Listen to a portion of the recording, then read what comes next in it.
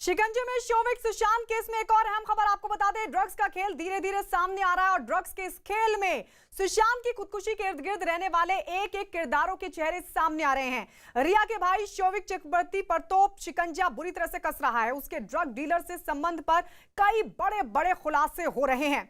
रिया के drug connection में इस वक्त की सबसे बड़ी खबर आपको बता दें, शोविक को ड्रग सप्लाई करने के आरोप में एक और ड्रग डीलर को हिरासत में लिया गया है। जायसन नाम के इस ड्रग डीलर को एनसीबी ने हिरासत में लिया है और बताया जा रहा है कि शोविक के साथ जायसन ने मुंबई के एक पार्क में ड्रग डील की थी। पहले ही 2 गिरफ्तारियां हो चुकी हैं, बासित और जैद की, और अब यह जानकारी जायसन नाम के एक शख्स को और लिया गया हिरासत में। एनसीबी की तरफ से हिरासत में लिया गया है और इस सब के बीच बताया जा रहा है कि शोविक के साथ जायसन ने मुंबई के एक पार्क में ड्रग डील की थी। अरुण हमारे सहयोगी हमारे साथ लगातार बने हुए हैं मुंबई से। अरुण, अब एक और शख्स को हिरासत में लिया गया है, ये जानकारी, और उसके साथ भी शोविक के संबंध। देखिए, लगातार इस तरह के नाम सामने आ रहे हैं जिसमें शोविक ही ड्रग्स की बातें कर रहा है। आप जैद की बात करिए, आप बासित की बात करिए, फयाज की बात करिए, एक नाम और सामने आ रहा है। इसके अलावा जितने भी चैट हमने देखे व्हाट्सएप के चैट, सुशांत सिंह राजपूत के नाम पर क्या ड्रग्स का एक बहुत बड़ा धंधा चल रहा था, ये निश्चित रूप से जांच का विषय है और जांच का दायरा लगातार बढ़ता जा रहा है। जिस तरह से हर रात अगली सुबह एक नया नाम ड्रग्स के धंधे में आ जाता है। गौरव आर्या से शुरुआत हुई थी, उसके अलावा तमाम ऋषभ से लेकर के इतने नाम। सोशल डिस्टेंसिंग करो यार, गणेश जल्दी माइक निकाल के मुझे दे दो पहले। ये बात कही जा रही है कि रिया चक्रवर्ती और उसके भाई शोविक, ये दोनों मिलकर के ड्रग्स को लेकर के कई बार बात कर चुके, कई लोगों के साथ संपर्क में थे, बड मांगते थे ये। इसके अलावा श्रुति मोदी और जया शाह का नाम भी इस मामले में आ चुका है।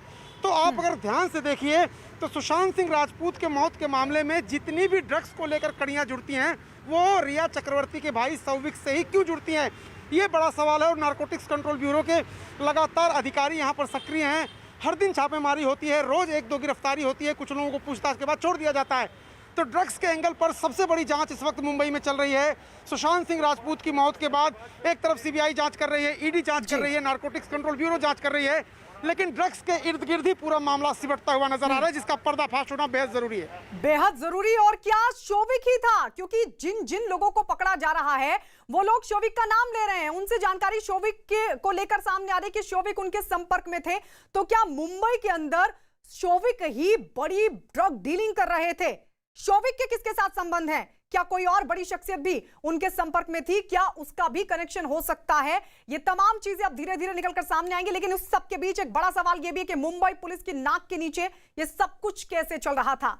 इस सब के बीच आपको बता दें, सुशांत केस में इस वक्त की सबसे बड़ी खबर मिल रही है। रिया के भाई शोविक पर दो जांच एजेंसियों का शिकंजा। शोविक से आज ईडी एक बार फिर पूछताछ करेगी। शोविक चक्रवर्ती ईडी दफ्तर के लिए रवाना भी हो चुके हैं और इसके लिए शोविक को 11 बजे ईडी दफ्तर पेश होना है। इतना ही नहीं, कल नारकोटिक्स कंट्रोल ब्यूरो यानी एनसीबी भी शोविक को पूछताछ के लिए बुला सकता है। एनसीबी ने ड्रग्स मामले में बुरी तरह से गिर चुके शोविक से पूछताछ की पूरी तैयारी कर ली है। कल शोविक से एनसीबी पूछताछ कर सकती है।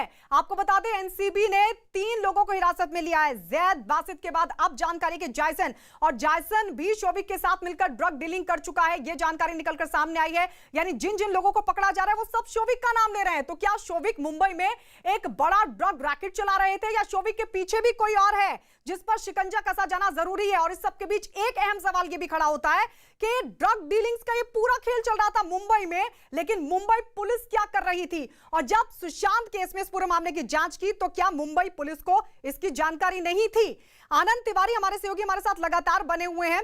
आनंद, सबसे पहले तो अपडेट दीजिए, शोविक वहां पहुंचे क्या? और एक सबके बीच बड़ा सवाल ये, अब 3 लोगों को पकड़ा जा चुका है एनसीबी की तरफ से, तीनों शोविक का नाम ले रहे हैं। जी देखिए गायत्री, इस वक्त की सबसे बड़ी खबर यह है जो एनसीबी सूत्रों के हवाले से आ रही है कि जायसन नाम के एक जो शख्स है उससे डिटेन किया गया है और इसने ड्रग्स की खेप शोविक के लिए एक मुंबई के पार्क में पहुंचाई थी। इसके एविडेंस मिले हैं नारकोटिक्स कंट्रोल ब्यूरो को। जल्द इसके बारे में जो डिटेल्स में है वो एनसीबी खुलासा करेगी। वहीं इस वक्त हम ईडी दफ्तर के बाहर खड़े हैं।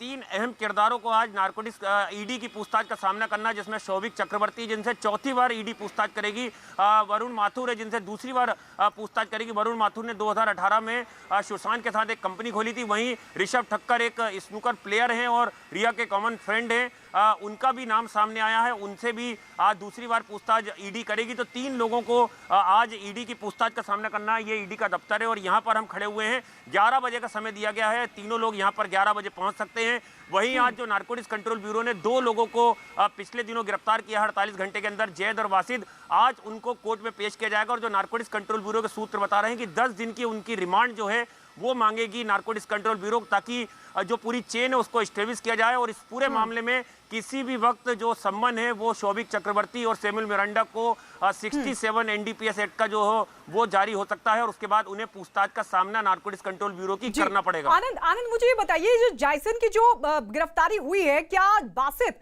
और जैद की पूछताछ में उन्होंने खुलासा किया या खुद एनसीबी के सूत्रों ने, एनसीबी को कहीं से कोई इनपुट मिला था जो वो जायसन तक पहुंची? और दूसरा सवाल ये कि मुंबई के एक पार्क में जो डीलिंग हो रही थी, किसके साथ वो डीलिंग हो रही थी? क्या इसको लेकर भी अभी तक जानकारी जुटा पाई है एनसीबी? जी देखिए गायत्री, सबसे पहले करण और अब्बास नाम के 2 ड्रग्स जो पेडलर थे उन्हें नारकोटिक्स कंट्रोल ब्यूरो ने पकड़ा था और अब्बास की डिटेलिंग से ही जैद तक पहुंची थी। जैद और जो वासिद है दोनों कॉलेज में पढ़ने वाले छात्र हैं और ये जब से लॉकडाउन हुआ है उन्होंने ड्रग्स के धंधे में अपनी पैठ जमाना शुरू करी और घर से 9 लाख रुपए बरामदगी दिखाती है कि जो जैद है उसने ये कबूल किया है कि उसने ये सारा पैसा ड्रग्स की कमाई से बनाया है। तो जाहिर तौर पर उसी जैद और वासिद के बाद ही ये जायसन नाम का जो शख्स है इसको डिटेन किया गया है। इससे लगातार पूछताछ की जा रही है और जानकारी नारकोटिक्स कंट्रोल ब्यूरो के सूत्र बता रहे हैं कि इसको भी जल्द गिरफ्तार किया जा सकता है। यानी 3 अहम किरदार जो हैं अब जो है वो नारकोटिक्स कंट्रोल ब्यूरो के पास हैं और इनकी सीधे तार जो है वो शौविक और सैमुअल बिल्कुल शौविक से जुड़ रहे हैं। जैद के साथ किस तरीके से संपर्क में था वो जानकारी भी अपने दर्शकों को दे दे। आप रहिए आनंद। इस बीच बता दें अपने दर्शकों को, शौविक पर जांच एजेंसियों के कस्ते शिकंजे के बीच गिरफ्तार आरोपी ड्रग डीलर जैद, शौविक के साथ ड्रग्स की डीलिंग के सबूत मिले हैं। इतना ही नहीं, यह भी खुलासा हुआ है, यह भी पता चला है कि शौविक जैद के संपर्क में था और सैमुअल मिरांडा के जरिए ड्रग्स खरीदा करता था। इस सिलसिले में एनसीबी को एक व्हाट्सएप चैट भी मिली है अक्टूबर 2019 की। इस चैट में शौविक जैद से बड यानी कि गांजे की सप्लाई की मांग करते हैं।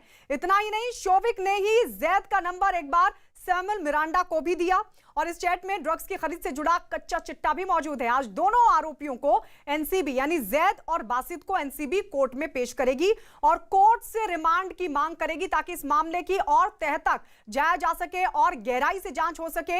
इस बीच खबर यह भी मिल रही है कि एनसीबी शुक्रवार के बाद शौविक को भी पूछताछ के लिए बुलाने की तैयारी कर रही है। हालांकि अपडेट अब यह है कि कल बुला सकती है शौविक को। पहले कहा जा रहा था कि शुक्रवार के बाद कभी भी शौविक चक्रवर्ती को एनसीबी पूछताछ के लिए बुला सकते हैं, लेकिन अब यह जानकारी के कल ही शौविक चक्रवर्ती को बुलाया जा सकता है।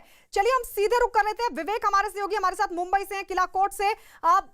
एनसीबी की तरफ से जैद और बासित को कोर्ट में पेश किया जाना है। विवेक, इस पर आपके पास क्या अपडेट, कब तक उनको पेश किया जाएगा?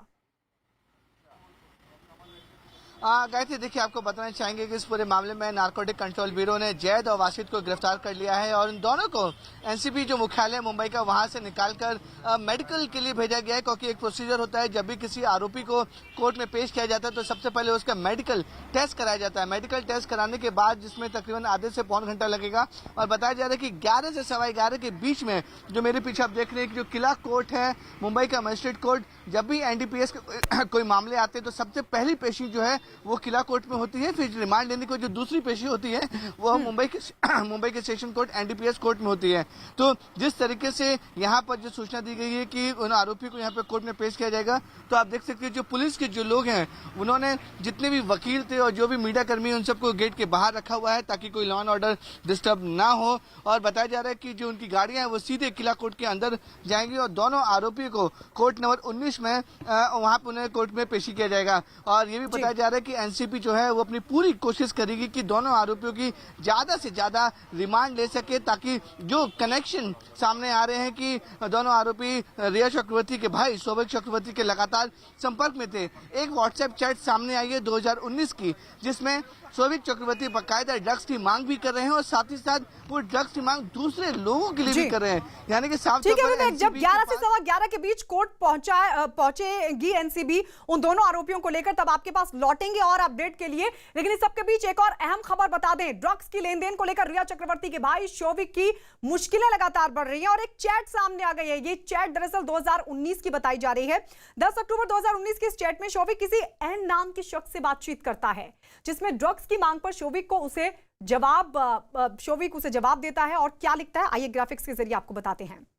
शौविक जवाब देता है, मुझे 5 मिनट दो। इस पर एन नाम का शख्स कहता है कि कोई दिक्कत नहीं। इसके बाद शौविक लिखता है कि मेरा डीलर अभी संपर्क में नहीं है, मेरा दोस्त कुछ और नंबर भेज रहा है।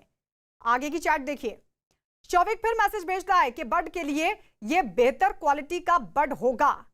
तो एन नाम का शख्स पूछता है कि एक काम करेगा भाई। एक चैट में शौविक लिखता है कि अगर तुम्हें जल्दी ना हो तो मैं कल तुम्हें हश भेज सकता हूं। यहां पर हश से मतलब है हशीश।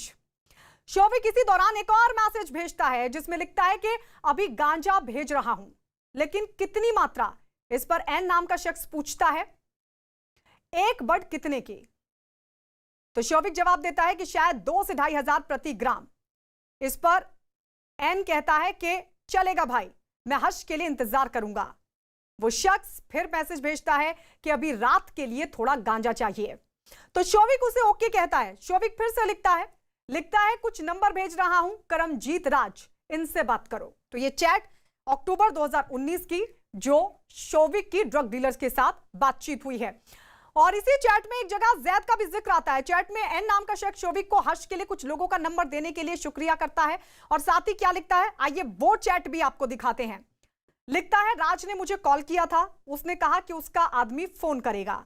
जिस पर शौविक लिखता है कि ओके ब्रो, इंतजार करो, काम हो जाएगा। इस पर दूसरा शख्स थैंक्स भाई का मैसेज भेजता है। इसी दौरान शौविक मैसेज लिखता है कि शेन फ्लेचर, जैद, ये सब बड के लिए है, अगर कुछ काम नहीं बने तो इनका इस्तेमाल बड के लिए कर सकते हैं। जिस पर दूसरा शख्स लिखता है कि ठीक है भाई, मेरा काम हो गया, लेने अंधेरी जा रहा हूं। तो ये देखिए 10 अक्टूबर 2019 की चैट है, किस तरीके से शौविक ड्रग सिंडिकेट चला रहा था। अभिषेक, रिया और शौविक चक्रवर्ती के घर के बाहर मौजूद है हमारे सहयोगी अभिषेक पांडे। अभिषेक, आपके पास आते हुए जो चैट सामने आई है, इससे काफी कुछ साफ होता है। इससे साफ ये होता है कि किस तरीके से शौविक चक्रवर्ती ड्रग्स का सिंडिकेट चला रहा था, कब से चला रहा था, अभी तक की जांच में सूत्र क्या बता रहे हैं। देखिए, सूत्र बता रहे हैं कि ये कोई ऐसा नहीं है कि ये नया इस पूरे लॉकडाउन के दौरान या हाल में इस तरीके की चीजें हुई हैं। इसका मतलब साफ है, जो सूत्र बता रहे हैं कि ये काफी दिन से इस तरीके की चीजें हो रही थी। नए नए प्लेयर्स इसमें एंट्री कर रहे थे और बाहर जा रहे थे, लेकिन शौविक की जिस तरीके से चैट में हर जगह जिक्र है और हर एक मूवमेंट का पता है, इससे साफ है कि कहीं ना कहीं शौविक इस पूरे रैकेट में एक बड़ा मेन प्लेयर था, जिसको लेकर के चाहे वो गांजे की बात हो, अफीम की बात हो, हंस की बात हो, इन सारी चीज़ों को लेकर के तमाम सारे जो चैट में शब्द सामने आए हैं, उससे साफ है कि फिल्म इंडस्ट्री के भीतर जहां जहां पे भी पार्टियों में इस तरीके की चीजें सप्लाई होती थी या इंडिविजुअल्स किसी को सप्लाई करनी होती थी, उसमें कहीं न कहीं जो मेन प्लेयर्स थे जो इस पूरे ड्रग्स के रैकेट में इन्वॉल्व थे, उसके साथ शौविक संपर्क में था और शौविक भी उन सारी जगहों पर सप्लाई करता था। और यही वजह है कि यानी बिल्कुल अभिषेक, यानी शौविक चक्रवर्ती पुराना खिलाड़ी है ड्रग्स की डीलिंग में, लेकिन सबसे बड़ा सवाल यही कि मुंबई पुलिस की नाक के नीचे ड्रग्स का ये पूरा धंधा चल रहा था, लेकिन मुंबई पुलिस ने कोई कार्रवाई नहीं की। और इस बीच आपको बता दें कि एनसीबी की जांच जैसे जैसे आगे बढ़ रही है, रिया और शौविक के ड्रग कनेक्शन के एक एक किरदार से चेहरा लगातार हटता जा रहा है। अब तक की जांच और सामने आई जानकारियों के बाद एनसीबी के सूत्रों से यह दावा सामने आ रहा है, एनसीबी के सूत्रों ने यह दावा किया है कि रिया के भाई शौविक चक्रवर्ती के रिश्ते ड्रग डीलर्स के साथ हैं। जैद और बासित नाम के ड्रग डीलर ने यह कबूल किया है कि शौविक और उसके दोस्त उनसे ड्रग्स खरीदते थे।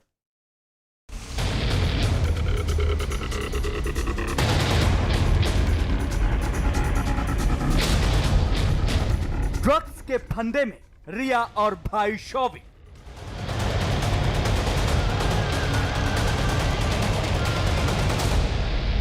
रिया के खिलाफ ड्रग्स डीलर की गवाही।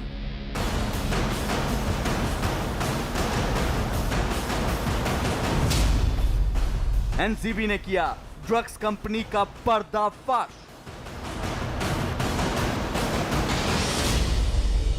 सुशांत सिंह राजपूत की मौत केस में धीरे धीरे ये उजागर हो रहा है कि सिनेमा की दुनिया में ड्रग्स की जड़ें कितनी गहरी हैं।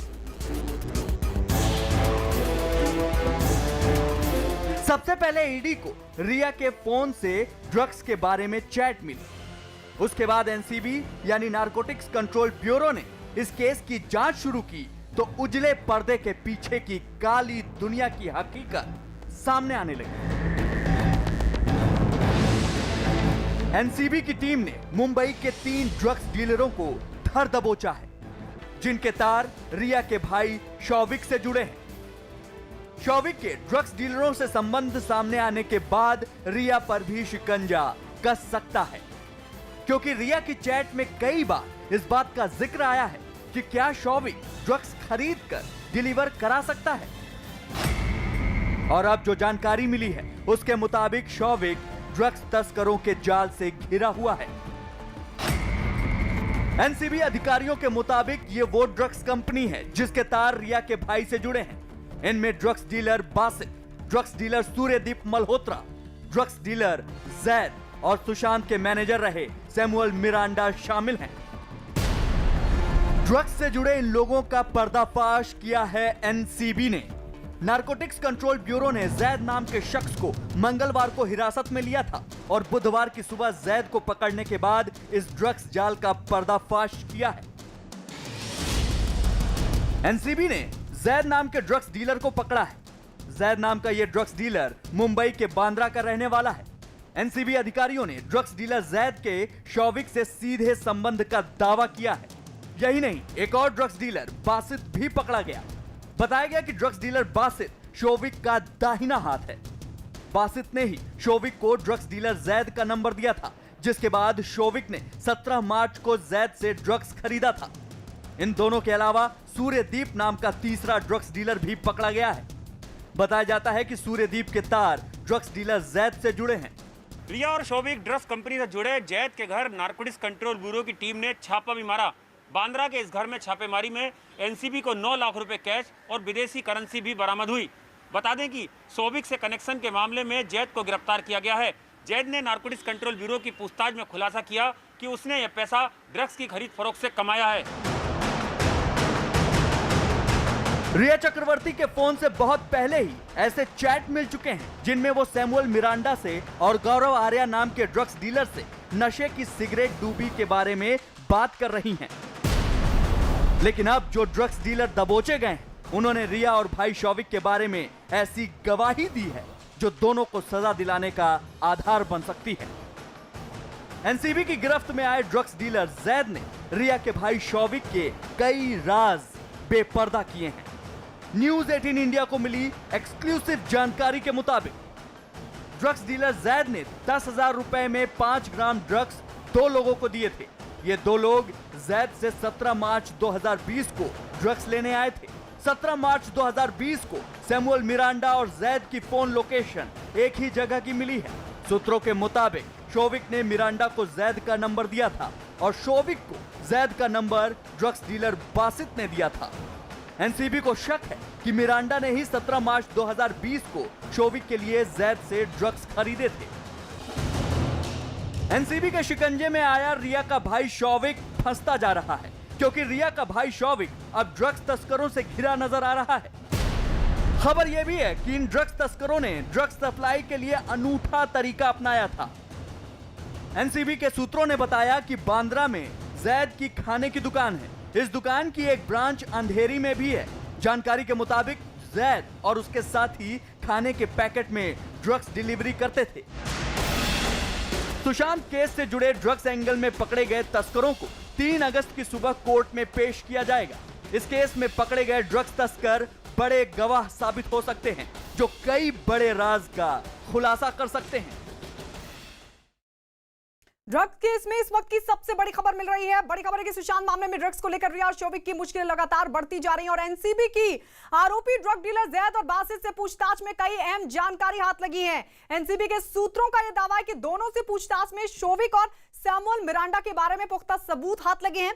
शुक्रवार को किसी भी वक्त दोनों से एनसीबी पूछताछ कर सकती है। शोविक चक्रवर्ती और सैमुअल मिरांडा जिनके बारे में अहम सबूत हाथ लगे हैं। दरअसल जैद और बासित को एनसीबी की तरफ से गिरफ्तार किया गया। एनसीबी लगातार इनसे पूछताछ कर रही है। जब पूछताछ इन दोनों से हुई है तो इस पूछताछ में शोविक और सैमुअल मिरांडा का जिक्र बार बार आ रहा है। उन्होंने जो जानकारी दी है उसमें सैमुअल मिरांडा और शोविक का नाम सामने आने के बाद अब शुक्रवार को किसी भी वक्त दोनों से एनसीबी पूछताछ कर सकती है। आपको बता दें एनसीबी कल बुला सकती है शोविक चक्रवर्ती को पूछताछ के लिए, सैमुअल मिरांडा को पूछताछ के लिए, क्योंकि जैद और बासित की जो गिरफ्तारी हुई है उसके बाद उनसे जो पूछताछ हुई उसमें शोविक चक्रवर्ती और सैमुअल मिरांडा के संबंध सामने आ रहे हैं और चैट से भी साफ तौर पर पता चलता है कि कैसे जैद और बासित के संपर्क में शोविक चक्रवर्ती रहा है। सैमुअल मिरांडा का भी नाम का जिक्र उस चैट में सामने आया। इस सब के बीच एक और बड़ी खबर आपको बता दें, सुशांत का इलाज करने वाले डॉक्टर ने मुंबई पुलिस को जो बयान दिया था वो न्यूज 18 इंडिया के पास है। इस बयान के मुताबिक सुशांत के परिवार की मेडिकल हिस्ट्री मानसिक बीमारी की रही है। सुशांत का इलाज करने वाले डॉक्टर सुजैन वॉकर ने अपने बयान में मुंबई पुलिस को जानकारी दी कि सुशांत भी जब 20 साल के थे तो इस तरह की बीमारी से जूझ रहे थे। डॉक्टर के मुताबिक 2013 में सुशांत की हालत खराब हो गई थी। लेकिन इस सबके बीच बड़ा सवाल यह खड़ा होता है कि ये जो डॉक्टर का बयान सामने आया जो मुंबई पुलिस ने दर्ज किया है, अब इस डॉक्टर के बयान में कितनी सच्चाई है और किस आधार पे डॉक्टर ने यह बयान मुंबई पुलिस को दिया। क्या वाकई सुशांत इस डॉक्टर के पास पहुंचा था? क्या उनसे कोई ट्रीटमेंट लिया था जिसके आधार पर इस तरह का बयान सामने आया है? सवाल यह भी कि मुंबई पुलिस ये जो बयान दिखा रही है डॉक्टर का, इसमें कितनी सच्चाई है। लेकिन ये कॉपी एक्सक्लूसिव न्यूज 18 इंडिया के पास है जिसमें डॉक्टर की तरफ से यह दावा किया गया है कि 20 साल के थे जब सुशांत, तब इस तरह की बीमारी से वो जूझ रहे थे और ये उनके परिवार की मेडिकल हिस्ट्री रही है। लेकिन सवाल वही है कि इस दावे में कितनी सच्चाई है। सुशांत केस में न्यूज 18 इंडिया के पास ये एक्सक्लूसिव कॉपी, ये कॉपी डॉक्टर के बयान की है। डॉक्टर की तरफ से कहा गया है कि परिवार की मेडिकल हिस्ट्री रही है सुशांत के, और साथ ही यह भी कहा कि जब 20 साल के थे सुशांत तो वो इस तरह की बीमारी से जूझ रहे थे। डॉक्टर के मुताबिक 2013 में भी उनकी तबीयत बिगड़ी थी। आनंद हमारे सहयोगी हमारे साथ लगातार बने हुए। आनंद, सबसे पहले अपडेट के लिए आपके पास क्या शोविक वहां पर पहुंचे? जी देखिए 11 बजे जो शोविक है और वरुण माथुर है और ऋषभ ठक्कर है, तीनों लोग ईडी पहुंचेंगे। लेकिन मैं आपको एनसीबी से एक महत्वपूर्ण जानकारी दे दूं कि जिन धाराओं में एनडीपीएस की मामला दर्ज हुआ है ये, उसमें जब सम्मन इशू होगा शोविक और सैमुअल मिरांडा को तो एनसीबी के सामने दिया बयान कोर्ट में एडमिसेबल होता है ईडी की तरह। यानी अगर वहां पर वो अगर झूठ बोलेंगे तो कोर्ट में उस बात को एनसीबी जाके बता सकती है, यानी कि मुश्किलें काफी बढ़ सकती है। क्योंकि दो लोगों ने कबूल करा है कि वो ड्रग्स डीलिंग से जुड़े थे, जैद और वासिद ने। उनके पास से चैट्स बरामद हुई हैं, उनके पास से पैसा बरामद हुआ है। तो एनसीबी सोर्सेज का कहना है कि जरूरी नहीं है कि किसी के पास से ड्रग्स बरामद हो तभी उसका कन्विक्शन हो।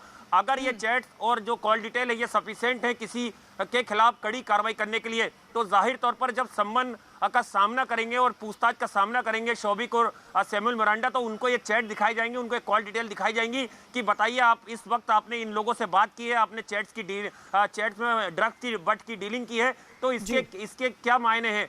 तो जाहिर तौर पर इनके जवाब शोविक और सैमुअल मिरांडा को देना पड़ेगा नारकोटिक्स कंट्रोल ब्यूरो को। जैसा मैंने आपको बताया महत्वपूर्ण कि एनसीबी के सामने दिया बयान कोर्ट में एडमिसेबल होता है, यानी कि झूठ आदमी अगर बोलेगा तो उसकी मुश्किलें काफी बढ़ सकती हैं। तो आने वाले दिनों में किसी वक्त जब सम्मन जारी होगा तो जाहिर तौर पर शोविक और सैमुअल मिरांडा को नारकोटिक्स कंट्रोल ब्यूरो के इन्हीं तमाम सवालों का सामना करना पड़ेगा, सवालों का जवाब देना होगा शोविक चक्रवर्ती और सैमुअल मिरांडा को, और कल उन्हें पूछताछ के लिए बुलाया जा सकता है। सुशांत केस में एक और बड़ी खबर मिल रही है। बड़ी खबर ये कि न्यूज 18 इंडिया के पास मुंबई पुलिस को दिए गए सुशांत के पिता के बयान की एक्सक्लूसिव कॉपी है। मुंबई पुलिस को दिए गए इस बयान में सुशांत के पिता ने उनकी बीमारी से लेकर अपने और सुशांत के रिश्तों के बारे में भी कई बातें कही हैं। सुशांत के पिता के सिंह ने मुंबई पुलिस को दिए अपने बयान में यह भी बताया कि सुशांत कभी भी डिप्रेशन में नहीं थे।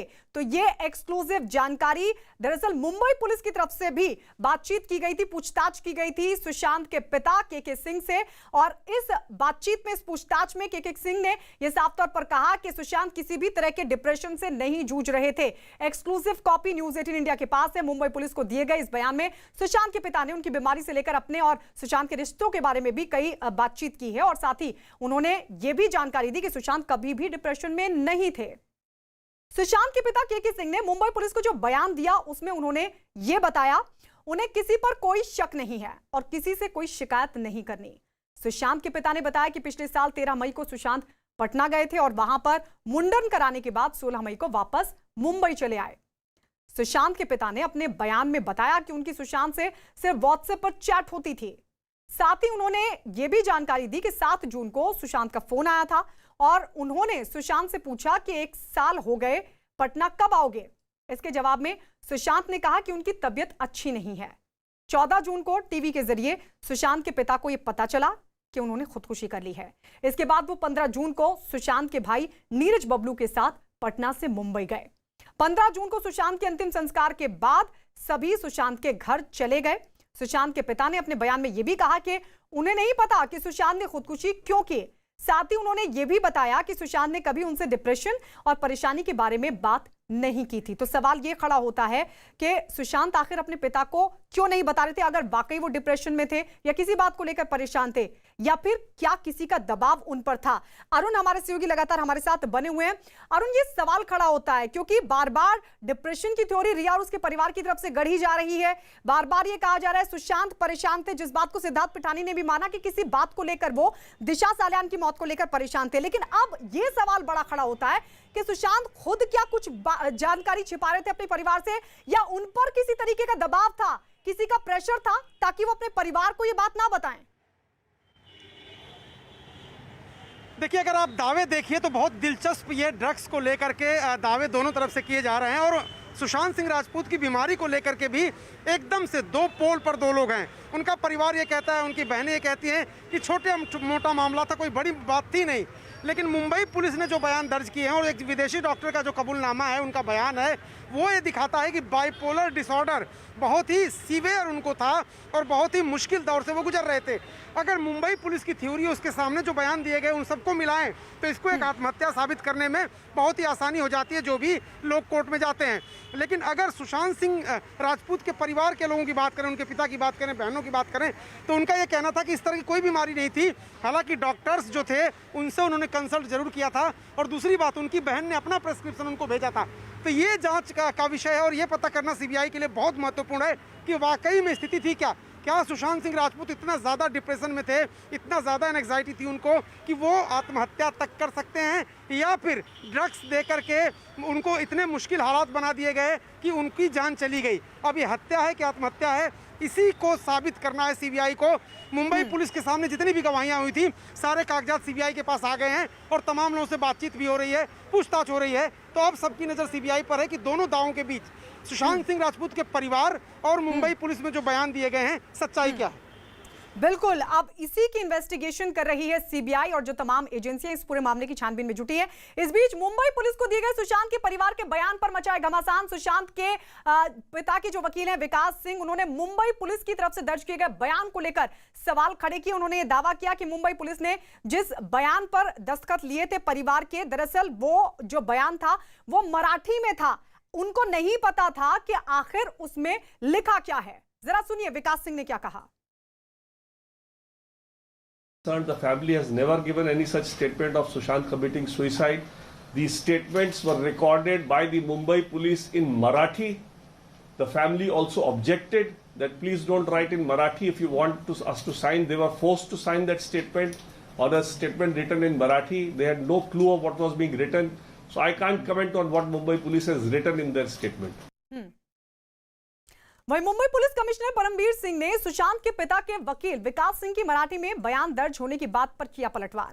परमवीर सिंह ने क्या कहा ये वो आपको बता दें। सभी परिवार वालों के बयान आईपीएस अफसर ओपी सिंह के सामने दर्ज हुए थे, ये मुंबई पुलिस कमिश्नर कह रहे हैं। सभी ने उनके सामने दस्तखत किए थे। जिन 5 लोगों के बयान दर्ज हुए थे उनमें सिद्धार्थ कंवल भी थे जो सुशांत के जीजा हैं और सुप्रीम कोर्ट में वकील हैं। अरुण हमारे सहयोगी लगातार हमारे साथ बने हुए हैं। अरुण, एक तरफ परिवार की तरफ से सवाल उठाया जा रहा है कि मुंबई पुलिस ने जो बयान दर्ज किए थे, क्योंकि परिवार के वकील विकास सिंह ये कह रहे हैं कि जो बयान दर्ज किए गए थे परिवार के वो मराठी में थे, परिवार को पता ही नहीं था कि किस पर दस्तखत मुंबई पुलिस करा रही है। मुंबई पुलिस कमिश्नर कह रहे हैं कि तमाम लोग मौजूद थे। अब किस तरीके से देखें, मतलब ऐसा लग रहा है कि जो पूरा जहां एक तरफ जांच एजेंसियां जांच में जुटी है, ये पूरा मामला मुंबई पुलिस बनाम परिवार के बीच दिखाई दे रहा है। देखिए, निश्चित रूप से मुंबई पुलिस ने शुरुआती जांच की थी और परिवार का ये कहना था कि ये जांच आत्महत्या की तरफ ही ज़्यादा केंद्रित करके मुंबई पुलिस कर रही है और इसलिए सीबीआई जांच की मांग उसने की थी। अब सीबीआई जांच हो रही है, लेकिन एक जो बड़ा सवाल है वो यही है कि मुंबई पुलिस ने जो तीन उनकी बहनें हैं सुशांत सिंह राजपूत के, उनका जो बयान सार्वजनिक किया, उसके बाद उनके पिता का बयान, इसके बाद जो है एक जो डॉक्टर हैं उनका बयान, इन तीनों चारों बयानों के बाहर आने की टाइमिंग पर भी सवाल सुशांत सिंह राजपूत का परिवार उठा रहा है और वो भी ये कह रहा है कि इस तरह की एक साजिश हो रही है कि ये साबित कर दिया जाए कि सुशांत सिंह राजपूत की मौत आत्महत्या थी। हालांकि एक बात ये भी ध्यान देने वाली कि उनके पिता ने जो मुंबई पुलिस को बयान दिया था उसमें उन्होंने कहा था कोई शक नहीं है, कोई फाउल प्ले नजर नहीं आ रहा, लेकिन बाद में जब ड्रग्स का एंगल सामने आया तब उन्होंने भी इसकी शिकायत की है। तो कुल मिला जुला करके मामला असलियत में है क्या ये हत्या है या आत्महत्या है, ये सीबीआई खंगाल रही है राज। लेकिन मुंबई पुलिस ने जो स्टेटमेंट्स पर साइन करा है उसको लेकर विकास सिंह जी, और ये एक बार फिर कोशिश मुंबई पुलिस की तरफ से कि जो उसने जांच की थी वो बिल्कुल सही है, क्योंकि एक के बाद एक बयान परिवार की तरफ से दर्ज जो किए गए थे उनका खुलासा मुंबई पुलिस कर रही है। और इस सबके बीच एक बड़ी खबर आपको बता दें, वरुण माथुर एनसीबी दफ्तर पहुंचे हैं। ये बड़ी खबर इस वक्त की बड़ी खबर है कि वरुण माथुर एनसीबी दफ्तर पहुंचे। दरअसल ये वो लोग हैं जो रिया चक्रवर्ती के इर्द गिर्द थे और अब ये जानकारी कि वरुण माथुर एनसीबी दफ्तर पहुंचे हैं, जिनको बुलाया गया पूछताछ के लिए। आनंद, क्या जानकारी बताया जा रहा है कि वरुण माथुर पहुंचे हैं एनसीबी दफ्तर?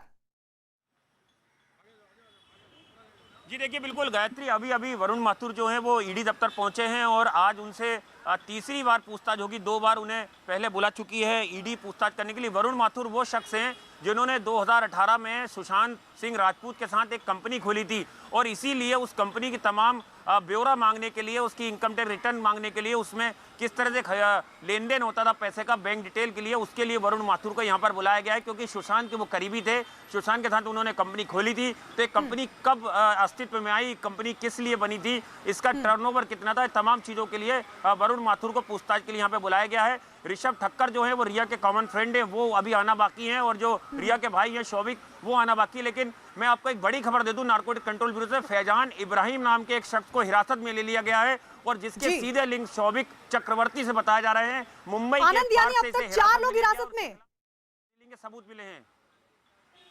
नहीं देखिए, जो जायसन नाम बताया जाता था वो इसका शायद दूसरा नाम बताया जा रहा है। इसका फैजान इब्राहिम है जो असली नाम इसका बताया जा रहा है, जिसको हिरासत में ले लिया गया है, जो नारकोटिक्स कंट्रोल ब्यूरो के सूत्र बता रहे हैं। तो फैजान इब्राहिम एक नया किरदार अब नारकोटिक्स कंट्रोल ब्यूरो के पास है, इससे लगातार नारकोटिक्स कंट्रोल ब्यूरो पूछताछ कर रही है। फैजान इब्राहिम का क्या लिंक है शौविक से, सैमुअल मिरांडा से, जैस से, वासिस से, ये तमाम चीज़ें जो है वो खंगालने की कोशिश नारकोटिक्स कंट्रोल ब्यूरो कर रही है। तो देखना होगा फैजान इब्राहिम क्या कुछ खुलासे नारकोटिक्स कंट्रोल ब्यूरो की पूछताछ में करता है, क्योंकि लगातार उससे पूछताछ की जा रही है।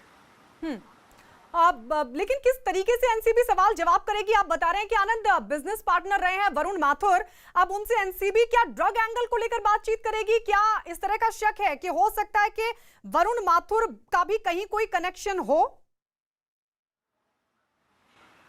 जी देखिए गायत्री, जो ईडी की जो तफ्तीश है मनी लॉन्ड्रिंग का, जो उसने केस दर्ज करा है, तो वो मनी ट्रेल की जांच कर रही है। उसका मेन फोकस मनी ट्रेल है। उसको जो ड्रग्स डीलिंग के सबूत मिले थे उसके लिए उन्होंने नारकोटिक्स कंट्रोल ब्यूरो को अप्रोच करा था, जिसके बाद नारकोटिक्स कंट्रोल ब्यूरो ने अपना एक सेपरेट केस रजिस्टर करा था रिया और अन्य के खिलाफ, और उसकी जांच नारकोटिक्स कंट्रोल ब्यूरो कर रहा है। लेकिन वरुण माथुर से उस कंपनी के बारे में पूछा जाएगा कि सुशांत के साथ 2018 में जो आपने कंपनी बनाई, उस कंपनी को बनाने का मकसद क्या था, उसमें कितना एनसीबी के पास पहुंचे हैं वरुण माथुर या फिर ईडी के पास पहुंचे हैं? ये देखिए, वरुण माथुर ईडी के पास पहुंचे हैं। आज उन्हें दूसरी बार बुलाया गया है और वो सुशांत के साथ 2018 में उन्होंने कंपनी खोली थी और उस कंपनी के बारे में तमाम जो मनी ट्रेल है, उसका जो इनकम टैक्स रिटर्न है, उसकी जो बैंक डिटेल है, उसकी पूछताछ के लिए जो वरुण माथुर है, उन्हें यह मेरे पीछे आप जो देख रहे हैं इन्फोर्समेंट डायरेक्टरेट का जो दफ्तर है मलाड स्टेट में, यहाँ पर वरुण माथुर पहुंचे हैं और यहीं पर ईडी दफ्तर में शौविक चक्रवर्ती और जो ऋषभ ठक्कर हैं उन्हें भी पूछताछ के लिए यहाँ पर आना है, लेकिन अब तक वो नहीं पहुंचे। किसी वक्त वो यहाँ पर पहुंच सकते हैं। शौविक चक्रवर्ती से चौथी बार ईडी पूछताछ करेगी। ये तस्वीर अपने दर्शकों को दिखा दें। दरअसल ये वरुण माथुर जो कि सुशांत के बिजनेस पार्टनर बताए जा रहे हैं, एक कंपनी खोली थी और उसमें पार्टनर थे वरुण माथुर, वो पहुंचे ईडी दफ्तर पहुंचे, एनसीबी नहीं बल्कि ईडी दफ्तर पहुंचे हैं।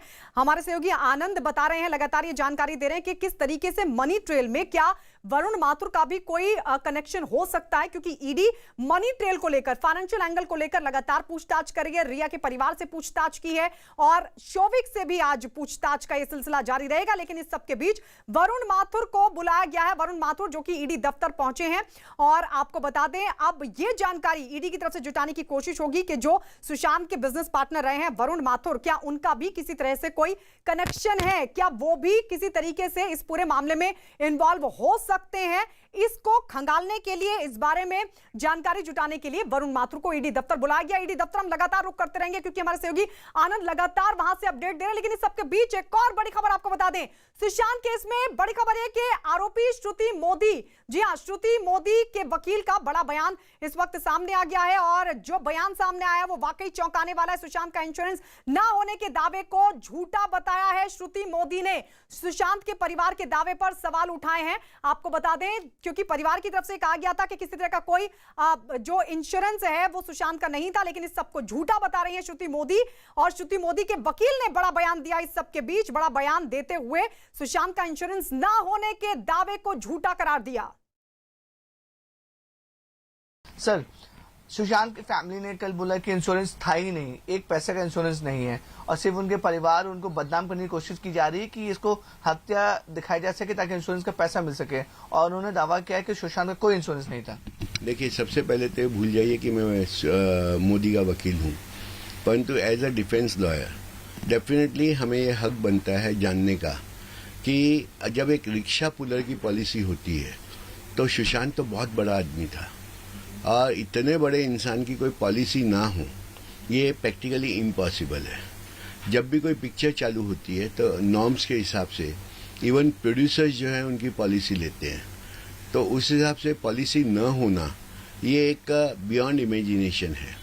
जब उनको इन्वेस्टिगेशन का हक है तो एज अ डिफेंस लॉयर हमें भी ये कहने का हक है कि आप इस एंगल को भी पूरा इन्वेस्टिगेट कीजिए, क्योंकि अगर कोई इंश्योरेंस पॉलिसी है तो ये भी देखना जरूरी है कि बेनिफिशियरी कौन है और ये भी देखना जरूरी है कि अगर इंश्योरेंस कंपनी खाली सिंपल सुसाइड होता है तो पैसा नहीं देती, मगर अगर यही प्रूव होता है कि अबेटमेंट था या हत्या थी तो डेफिनेटली उसकी पॉलिसी के पैसे मिलते हैं। तो अगर हम बोलते हैं कि इस एंगल को भी जो है इन्वेस्टिगेट किया जाए तो क्या गलत है। और अगर वो कहते हैं कि इंश्योरेंस पॉलिसी नहीं थी, इसका मतलब ये है कि उनके पास सारे अकाउंट्स हैं, सारी डिटेल्स हैं। अगर डिटेल्स नहीं होती तो वो इस दावे के साथ नहीं कह सकते थे कि कोई इंश्योरेंस पॉलिसी नहीं है। तो श्रुति मोदी के वकील को आप सुन रहे थे, फैमिली को झूठा बता रहे हैं। विवेक हमारे साथ हैं। विवेक, फैमिली के लिए कोई इंश्योरेंस नहीं था सुशांत का, कल ही उन्होंने इस बात को नकार भी दिया था, लेकिन अब श्रुति मोदी जो कि खुद आरोपी हैं, उनके वकील के इस दावे को किस तरीके से देखें?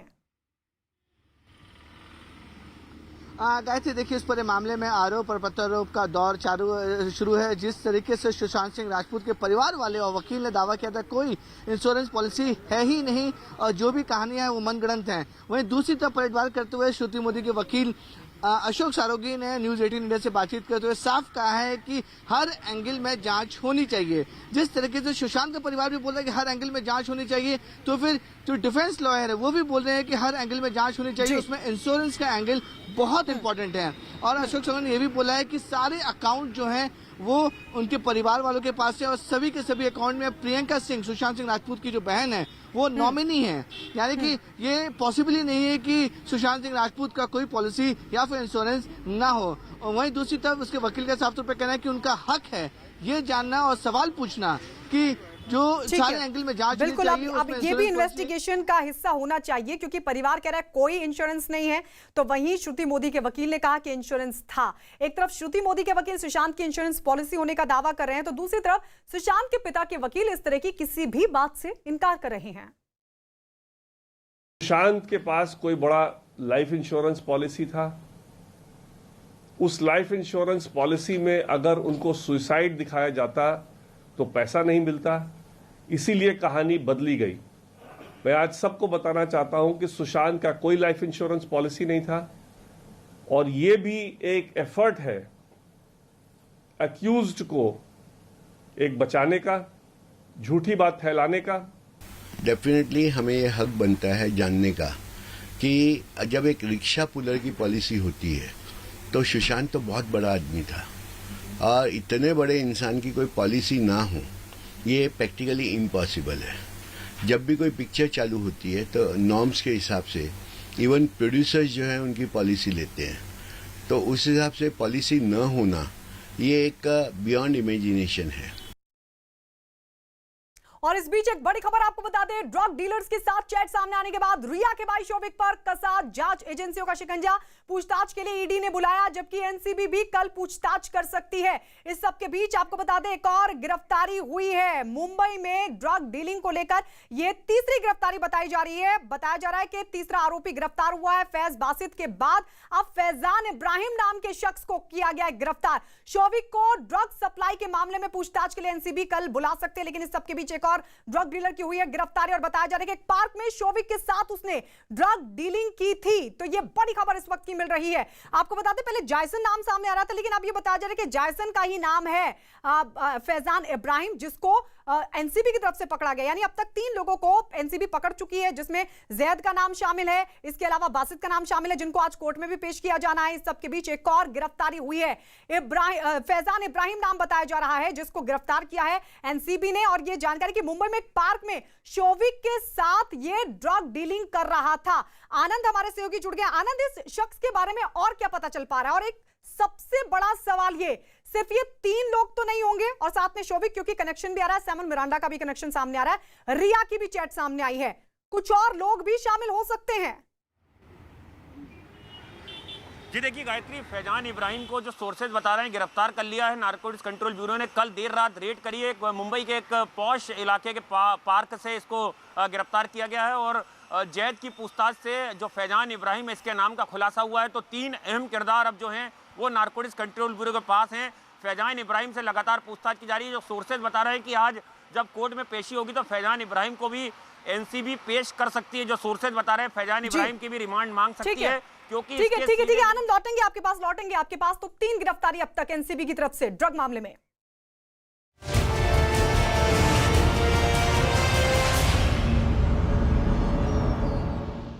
आपको यकीन क्यों नहीं हो रहा कि भारत